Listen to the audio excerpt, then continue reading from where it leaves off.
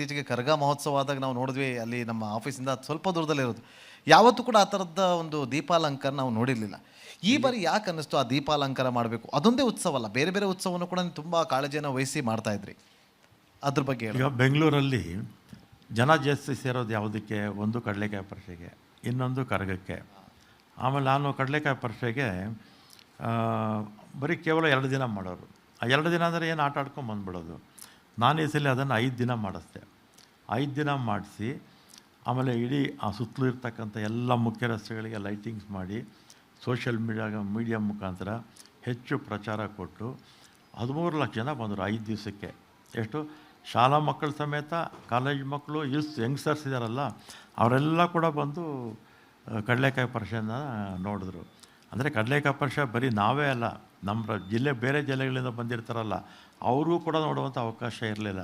ಇನ್ನು ಬೇರೆ ರಾಜ್ಯಗಳಿಂದ ಬೇಕಾದಷ್ಟು ಜನ ಬಂದಿದ್ದಾರೆ, ಅವರು ಕೂಡ ನೋಡಬೇಕು ಅಂತ ನಾನು ಅದಕ್ಕೆ ವ್ಯಾಪಕವಾಗಿ ಪ್ರಚಾರ ಕೊಟ್ಟಿದ್ದಕ್ಕೆ ಕೇವಲ 5 ದಿನದಲ್ಲಿ 13 ಲಕ್ಷ ಜನ ಬಂದರು.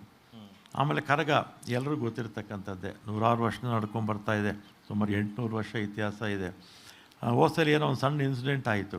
ಆಮೇಲೆ ನಾನು ಅದು ಆ ತಪ್ಪು ಮತ್ತೆ ಈ ಸಲ ಆಗಬಾರ್ದು ಅಂತ ನಾನೇ ಈ ಸಲ ಇದು ತೊಗೊಂಡೆ, ಕೈ ತೊಗೊಂಡೆ. ಅಂದರೆ ಅಲ್ಲಿ ಸಮಿತಿ ಅಧ್ಯಕ್ಷರು ಸದಸ್ಯರು ಇರ್ತಾರೆ, ಅವ್ರನ್ನ ಜೊತೆಗೆ ಇಟ್ಕೊಂಡು ಈ ಸಲ ಕರಗ ಮೊದಲು ದೇವಸ್ಥಾನಕ್ಕೆ ಮಾತ್ರ ಲೈಟಿಂಗ್ ಹಾಕೋರು.